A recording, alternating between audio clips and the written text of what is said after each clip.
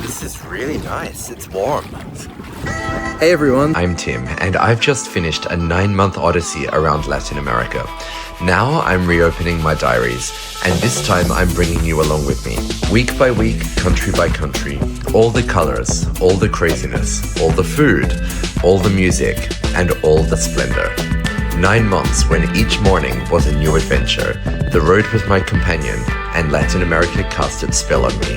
This is my Latin America Diaries. Welcome back to Latin America Diaries, and welcome to one of my favorite places in Brazil, the North and Northeast.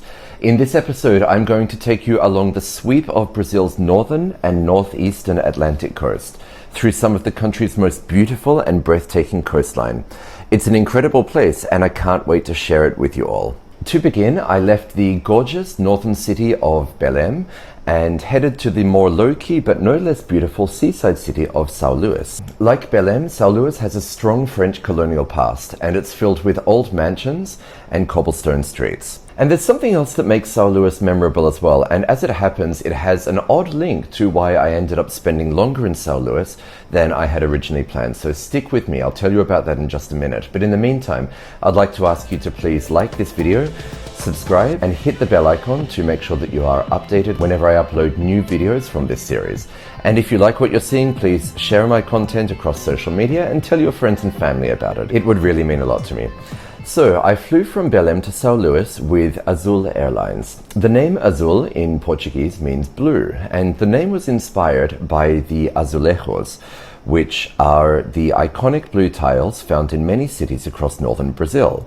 You can see that influence reflected in the airline's logo, which is a mosaic of colorful tiles forming the map of Brazil, with each tile representing a different Brazilian state. As novel and as quaint as that sounds, and honestly as someone with like an eye for design, I thought that it was a really great story. However, things didn't really go according to plan, because when I was in Belém, I was informed that my flight from Belém to São Luís had been rerouted, and that I had to be rebooked on another flight. The reason I had booked a flight from Belém to São Luís was because I'd been told on fairly good authority that the road between Belém to São Luís was not very secure. As it turns out, I probably could have taken the bus, but anyway, I had a flight booked. And here I was being told that the flight was no longer available. Unfortunately, I had fallen for a tactic used by several South American airlines, and this is something that I came up against later again in my trip, and that is that the airline will sometimes try and bump you off the flight that you booked to a more circuitous routing in order to try and get higher fare paying passengers on the original direct flight. I received an email saying that my flight had been rebooked and would I like to accept the changes, so I clicked yes. Instead of flying directly from Belém to São Luís, I was rerouted from Belém via Recife back to São Luís, and Recife is a city miles out of the way. And it was only when I eventually landed and our plane parked at the terminal in São Luís that I saw the direct flight from Belém sitting right there next to us. So, pro tip, if you're traveling around South America, and this might even occur in other parts of the world, I've only come across it in South America, and your airline tells you that the flight requires rebooking or rerouting, always check to see if the original flight that you have booked is still available, because if it is, then you do not need to accept, you don't have to accept the changes that they're presenting you with. Unfortunately, that wasn't the end of my troubles with Azul Airlines, because when I arrived in São Luís, it turned out that my luggage hadn't arrived with me, and it turns out that the luggage somewhere between the connecting flights in Recife had got lost in the airport and loaded onto a flight bound for Rio de Janeiro. Luckily, I had an AirTag in my bag, so I was able to see where my bag was and keep updated with it as it made its way back to me. But unfortunately, trying to get my luggage back kind of defined my time in São Luís a little bit. But luckily, São Luís is a nice place to get stuck. The downtown of São Luís is famous for its azulejos, these blue tiles after which the airline Azul is named, and it's a really gorgeous old historic town. It was originally built by the French in 1612 and then later taken over by the Portuguese. It is a really pretty place where you can honestly just spend your time wandering the streets and markets, eating, picking up some souvenirs, that kind of thing.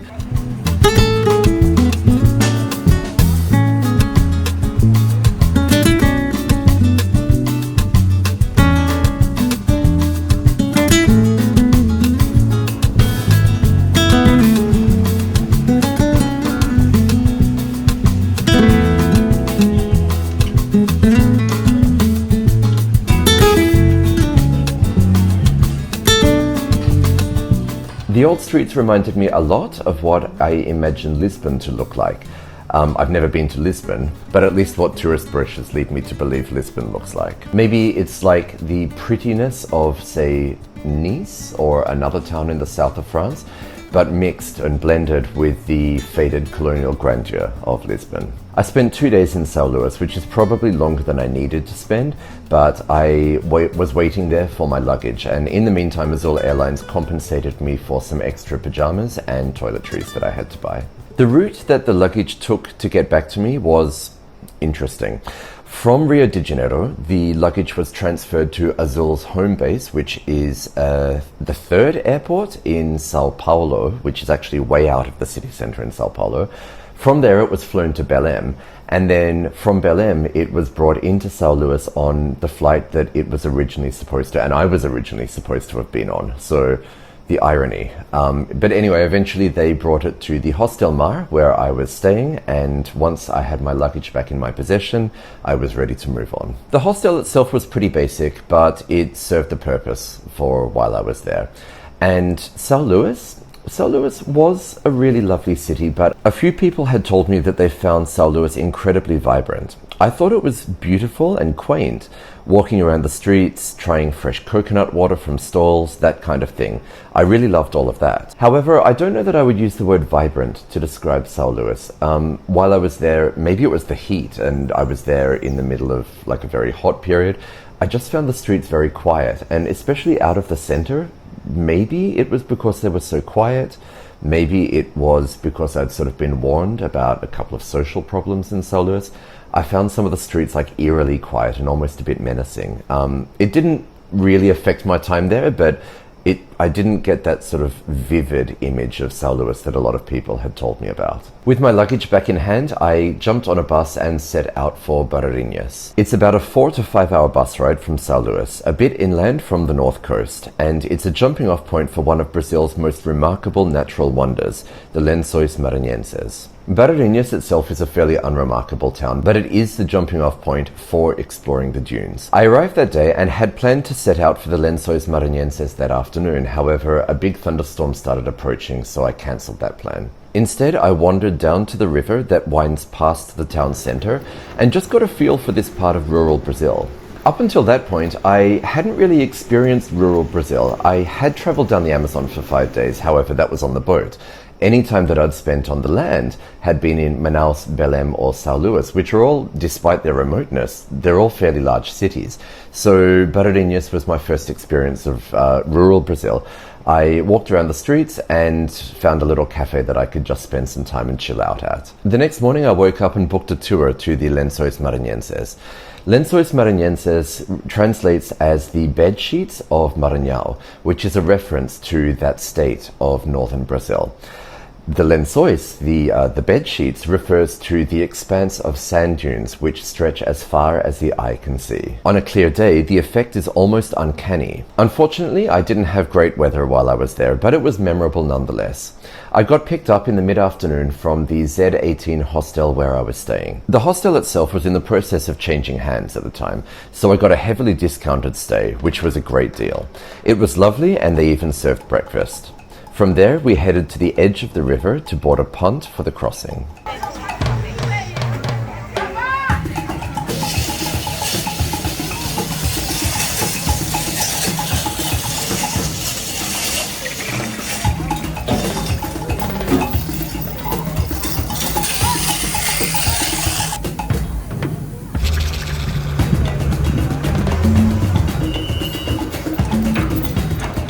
That's where I met a gorgeous group of Brazilian women who were visiting the Lençóis Maranhenses as part of their annual girls' trip. Every year they pick a different place in Brazil, and this year it was Barreirinhas for the Lençóis Maranhenses. Despite the language barrier, we managed to have a great time together, laughing and enjoying the bits that we could understand of each other. The tour took us to the edge of the Lençóis Maranhenses, from where we had to climb up the initial sand dune to get a view over the vast expanse. And what a view it was. The dunes seemed to stretch on endlessly, even in the bad weather. They weren't as white as in the iconic photos with the bright blue lagoons contrasting, but the vast rolling sand had an almost silvery look to it. What's so amazing about this place is just how open and exposed, but also how perfectly the dunes are formed and how endless it is. I mean, this reminds me of something on like a computer screensaver or a wallpaper or something. It's sort of so perfectly formed, these dunes.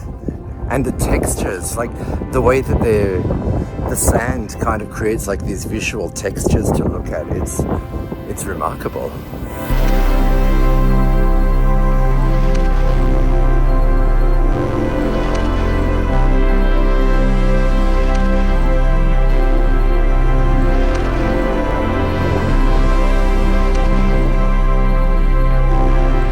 We had a couple of hours to explore, although we were told not to wander too far because obviously it's quite easy to get lost out there. We climbed dunes.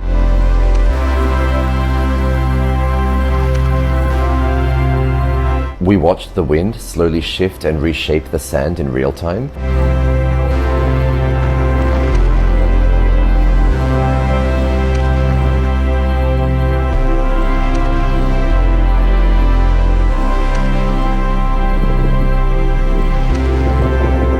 And we even took a dip in one of the freshwater ponds.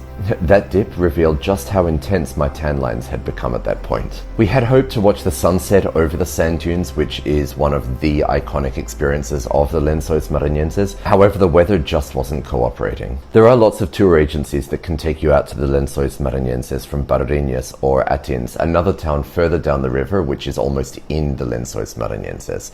I found a tour agency on a street corner in Barreirinhas. It was economical. They picked us up from the hostel and dropped me back at the end of the tour. This was also the tour agency that I booked my onward transport with. My next stop was Jericoacoara, often called the Byron Bay of Brazil. It's a small town nestled among sand dunes along the coast. It's not a major transport hub. Most people access it via Fortaleza, the capital of Ceará, which is about 5 to 7 hours by bus further to the east. I was approaching it from the other side, from Barreirinhas, which meant crossing two state borders. In this part of Brazil, most buses run to state capitals rather than between smaller towns. So this route is possible, but usually takes 2 days, requiring 3 bus changes and an overnight stop. Alternatively, you can book a private transfer. A van is contracted to run from Barreirinhas directly to Jericoacoara, and the cost of the van and the driver is divided amongst the passengers. So obviously it's going to be cheaper if you fill the van up. Luckily, the tour agency was able to fill the van up that day, and so off we went. I shared the van with 2 lovely Chilean travelers, Barbara and Andreas, who I befriended, and they were traveling through northern Brazil on their summer holiday, and there was a French Instagram influencer. So the 4 of us really got along, and between our Spanish and English, we managed to have great conversations all the way. We also passed through parts of rural Brazil. These weren't major highways, and it definitely felt a bit adventurous, and we got to see a side to Brazil that I hadn't seen so far. Eventually, we reached Jericoacoara. The van passed through the sand dunes, a little jungle, and then the final stretch of dunes before arriving at the town itself. I was dropped off at the very basic but cool Hostel Jericoacoara. Jericoacoara was really where I started to find my groove as a solo backpacker in northern Brazil. That's where I met Etienne, Ben, Tainan, Kevin, and a bunch of other solo travelers. We started to band together and spent a lot of time hanging out. To understand Jericoacoara, you really have to experience it. There are some beautiful beaches in Jericoacoara, but there are more beautiful ones nearby that I didn't make it to. I was perfectly happy just chilling at the main beach with a coconut in hand. There are surfing opportunities, and you can go on drives out into the sand dunes around the town, although these of course aren't the Lençóis Maranhenses. Jericoacoara, often referred to as Jeri, is just this vision of a perfect Brazilian beach town. Relaxed, scenic, and absolutely idyllic. I spent the day with the group I'd connected with, soaking up the sun and the atmosphere. In the afternoon, some of them headed off for tours or surfing lessons which they'd booked, and I went for a walk along the beach in time to catch the sunset.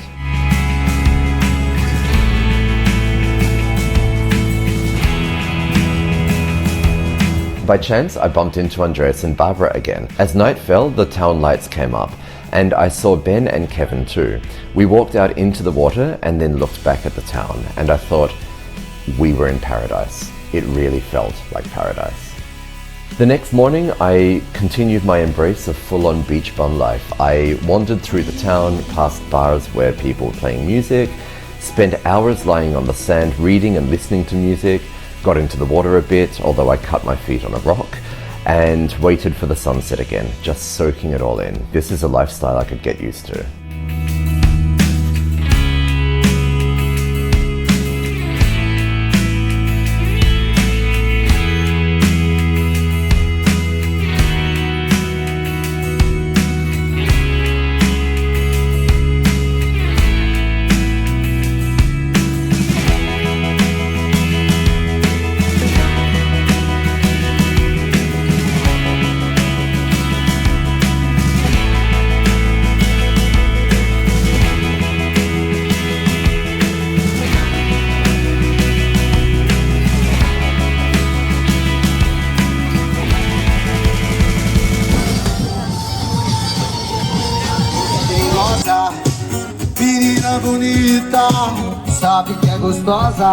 On my last night in Jericoacoara, it was actually everyone's last night there. Etienne, Kevin and I were planning to continue travelling eastwards along the coast. Ben was heading the opposite direction towards Lençóis Maranhenses and Barreirinhas. It was Taidan's last night there, and Barbara and Andreas were finishing up their trip through northern Brazil and getting ready to head back to Chile. Kevin and Etienne were headed towards Pipa, which is a beach resort town near the city of Natal. I was headed also in that direction, but I had originally planned to go to Recife, one of the largest cities in northeastern Brazil. However, I had also read about João Pessoa, the easternmost point of Brazil, and therefore the easternmost point of the South American continent. There are no direct buses from Jericoacoara towards the cities on that side of the Brazilian coast, Recife, João Pessoa or Natal. So Kevin, Etienne and I, we all paid in for a jeep to the service town of Tijuca de Jericoacoara, and from there we caught a bus to Fortaleza. At Fortaleza, the state capital, we parted ways. Kevin and Etienne continued on to Natal and Pipa, and I boarded an overnight bus to João Pessoa. As I boarded the bus at the Fortaleza bus station, I was seated next to a woman who was sitting in the window seat, and she was crying and sniffling and waving goodbye very emotionally to someone who was waiting at the bus station to see her off. And at first I thought that maybe she was just upset, but actually she wasn't just upset, she also had a terrible cold, and she spent the next 11 hours of the bus journey sniffling and sneezing, and by the time I arrived in João Pessoa at 6 a.m. I had come down with a cold as well. I don't know that I caught it from her, but that's the story that I'm going with. I checked into the GVR Praia hostel in João Pessoa and then went out for some breakfast. That's when I really started to discover beiju. It's found all over Brazil, but especially in the northeast. Basically, it's a tapioca pancake that you can fill with whatever you like. Cheese, meat, fruit, vegetables. Fold it over and enjoy with a cup of coffee. Delicious. After that, I headed to the pharmacy to get some medicine for my cold, and then I went back to the hostel where they let me check in early. I got some rest, and then later that afternoon I headed down to the beach. Yes, I had a cold, but I decided that I could either be miserable at the hostel or miserable at the beach. So I decided to go to the beach and be miserable, and I sniffled away, sneezed, and sat there on the sand trying to soak up the warmth with my coconut water in hand. João Pessoa's beaches are very nice.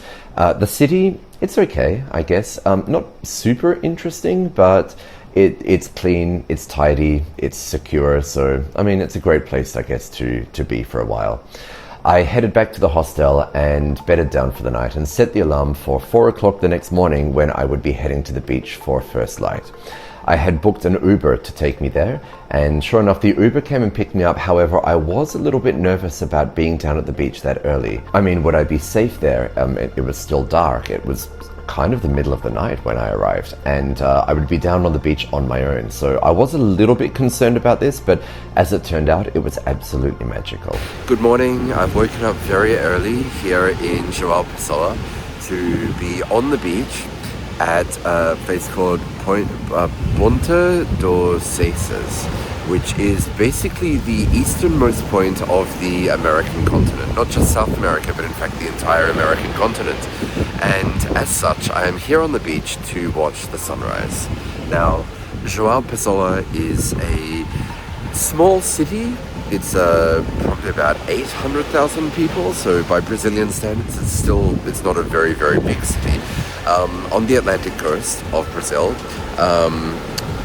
Funnily enough, it's named after a famous statesman in Brazilian history. However, funnily enough, the name João Pessoa basically translates as John Person. So it sounds like, you know, when you see like a poster or an advertisement for a government service and they need to just put any name there, like John Smith or, you know, John Citizen. So this is John Person. However, it's not as crazy as it sounds, because Pessoa is also a reasonably common surname in Brazil. The sun is slowly coming up here. It is now the civil twilight, so it means that it's light enough for us to be able to see sort of what's going on. It's no longer dark, but the sun hasn't quite hit the horizon yet. I was the only person on the beach. You see amazing things all over the world. Incredible landmarks, guided tours, meeting unforgettable people, but this felt somehow unique. It wasn't a tourist spectacle. It was really like I had discovered it for myself. I was literally the first person on that day to watch the sunrise over the American continent. Not the first person in Brazil, not the first person in South America, but actually the first person anywhere in North, Central or South America to watch the sunrise.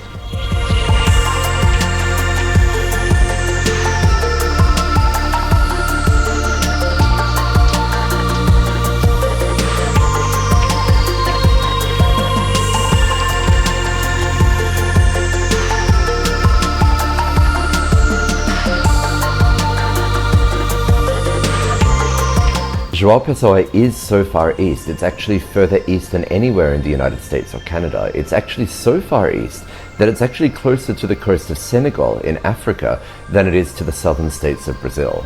Being alone on that beach, watching that sunrise was magical. It even made me forget about having a cold for a while. I didn't really have any other reason to hang around João Pessoa, and it was sort of a last-minute inclusion in my itinerary anyway, so I headed back to the hostel and had another beijo for breakfast. I was really getting the taste for these things, and then headed out to the bus station to catch my bus to Recife. Recife is less than 2 hours drive from João Pessoa, and yes, Recife is pronounced that way, with the R in Brazilian Portuguese being realized more as an H sound.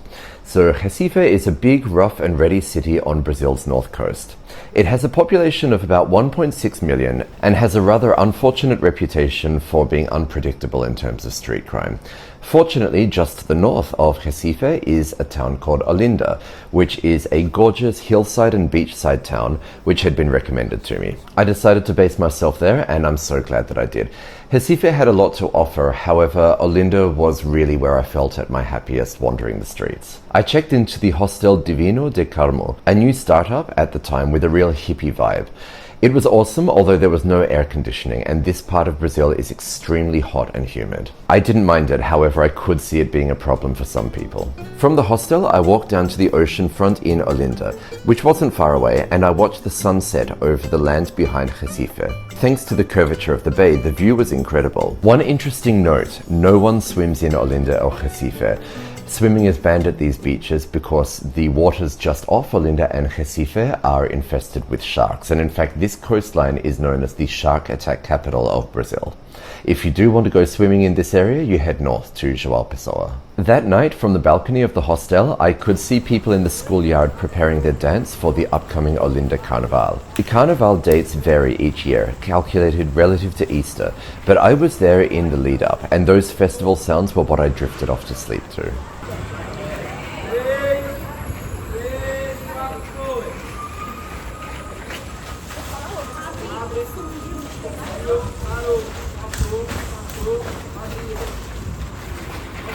The next morning I set out to explore Olinda. The city is a mix of old colonial charm and modern Brazilian life. Leafy streets, palm trees and colourful buildings. From the cathedral on top of the hill, you can see across Olinda and out to Recife, giving a real sense of how massive the combined cities are.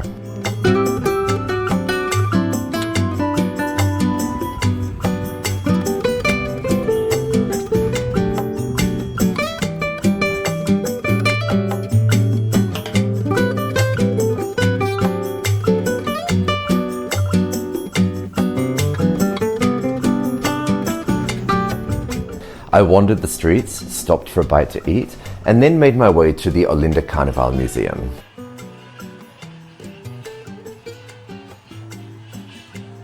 What a place to be, at that time of year as well. The museum is devoted to the history of Carnival in Olinda and Recife, with themed exhibitions, the story of past carnivals, and floats that have graced the festivities over the years, featuring more than a couple of famous personalities. As I was leaving one of the rooms, I happened to see a woman who worked at the museum demonstrating her traditional dance that she had been practicing for that year's Carnival, a beautiful and living reminder of Olinda's rich cultural heritage.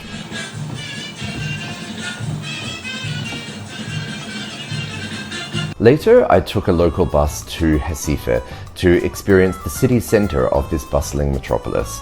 I didn't really have time to appreciate Recife for what it is, and I say that about a lot of places, but this part of Brazil, the northeast, is somewhere that I really want to return to.